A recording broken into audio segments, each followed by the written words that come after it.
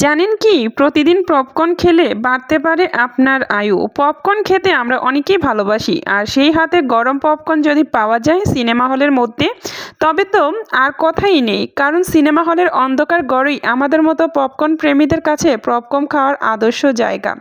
যদিও আমরা প্রায় অনেকেই কখনো না কখনো শুনেছি এইসব জাঙ্ক ফুড খাওয়া স্বাস্থ্যের পক্ষে ক্ষতিকারক এবং এগুলো নাকি বিভিন্নভাবে আমাদের শরীরের যন্ত্রগুলোকে বিকল করে দেয়, কিন্তু তাও সব কথা অমান্য করে আমরা আমাদের মতো পপকর্ন খেয়ে যাই। আমাদের বার্তা সেই সব পপকর্ন প্রেমীদেরই জন্য, এবার থেকে পপকর্ন যখন খাবেন চেষ্টা করবেন চিজ মেশানো মাইক্রোওয়েভ পপকর্ন না খেয়ে নর্মাল মশলা ছাড়া পপকর্ন খেতে। এমনকি যারা পপকর্ন খান না তাদেরকেও বলবো আজ থেকে আপনার খাদ্য তালিকায় অবশ্যই পপকর্ন রাখুন। দেখবেন এই মশলা ছাড়া পপকর্ন আপনার শরীরকে সুস্থ রাখতে ম্যাজিকের মতো কাজ করবে। ভাবছেন কিভাবে? পপকর্নের মধ্যে আছে 100% দানা শস্য, যা আপনার শরীরে ফাইবারের যোগান দেয়। এই ফাইবার আন্তরিক গোলযোগ দূরে রাখে। এমনকি যারা কোষ্ঠকাঠিন্য গ্যাস্ট্রিকের সমস্যায় ভুগছেন তাদের জন্য পপকর্ন অত্যন্ত উপকারী। এছাড়া পপকর্নের মধ্যে যে ফাইবার থাকে তা আমাদের রক্তের বাড়তি কোলেস্টেরলকে সরিয়ে ফেলতে সাহায্য করে, যা হার্ট অ্যাটাকের সম্ভাবনাকে অনেকাংশে কমিয়ে দেয়। এমনকি নানান উপকারেও কিন্তু এটা বেশ উপকারী আমাদের স্বাস্থ্যের জন্য। তো আজকে আমি পপকর্নগুলো আমার ব্যবসার জন্য এনেছিলাম, হোমমেড সেরালাকের জন্য। সেজন্য এখানে বুটটা পাওয়াটা খুবই মুশকিল, সেজন্য আনছিলাম পপকর্ন।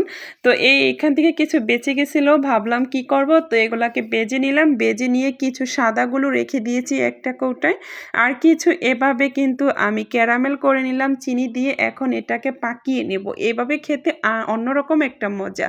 তো আসলে বাচ্চারা আছে যেহেতু, তো ওদের জন্য একটু তৈরি করলাম, রেখে দিলাম, যেভাবে ভালো লাগে খাবে।